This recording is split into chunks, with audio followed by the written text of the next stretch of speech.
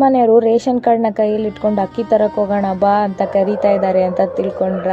ಇಲ್ಲ, ನಾವಿವತ್ತು ಹಾಸ್ಪಿಟ್ಲಿಗೆ ಹೊರಟಿದ್ವಿ. ನನ್ನ ಮುಖ ನೀವು ನೋಡ್ಬೋದು, ಒಳ್ಳೆ ಟಿಬೇಟಿಯನ್ ಕಂಡಂಗೆ ಕಾಣ್ತಾ ಇದ್ದೀನಿ. ಹಾಗಾಗಿ ಉಗ್ದು ಬೈದು ನನ್ನ ಹೇಳ್ಕೊಂಡು ಹಾಸ್ಪಿಟ್ಲಿಗೆ ಹೋದರು.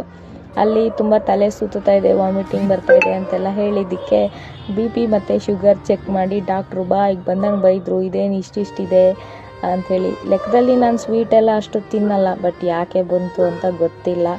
ಚೆಕ್ ಎಲ್ಲ ಮಾಡಿಬಿಟ್ಟು ಒಂದಷ್ಟು ಮಾತ್ರೆ ಕೊಟ್ಟು ಕಳಿಸಿದ್ರು. ಮಾತ್ರೆ ಅಂದ್ರೇ ಅಲರ್ಜಿ ನನಗೆ, ಅಂಥದ್ರಲ್ಲಿ ಮಾತ್ರೆ ತಿನ್ನಬೇಕಾ ಅನ್ನೋ ಒಂದು ಫೀಲಿಂಗು. ನಮ್ಮ ಮನೆಯವರು ಚೀಟಿ ನೋಡಿಕೊಂಡು, ಯಪ್ಪ ಇನ್ಮೇಲೆ ನೀನು ರೈಸ್ ಎಲ್ಲ ತಿನ್ನಲೇಬೇಡ, ಇವತ್ತಿಂದ ನಿನಗೆ ಪಥ್ಯ ಸ್ಟಾರ್ಟ್ ಅಂತ ಬೇರೆ ಹೇಳಿಬಿಟ್ರು. ಹಾಗಾಗಿ ಹೊಟ್ಟೆ ಹಸಿತಾ ಇದೆ, ಮನೆಯಿಂದ ಉಪವಾಸ ಬಂದಿದ್ದೆ, ಹೋಟ್ಲಲ್ಲಿ ಏನಾರು ಕೊಡಿಸಿ ಅಂದಿದ್ದಕ್ಕೆ ಸ್ವಲ್ಪ ತಿಂಡಿ ತಿನ್ನಿಸ್ಕೊಂಡು ಆಮೇಲೆ ಮನೆಗೆ ಕರ್ಕೊಂಡು ಬಂದರು.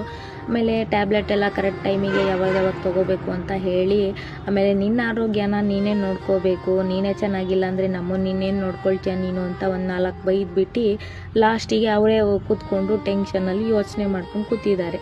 ಈ ಥರ ಕೇರ್ ತಗೊಳ್ಳೋ ನಿಮ್ಮ ಗಂಡನ್ನ ಯಾವುದೇ ಕಾರಣಕ್ಕೂ ಕಳ್ಕೊಳಕ್ಕೆ ಹೋಗಬೇಡಿ.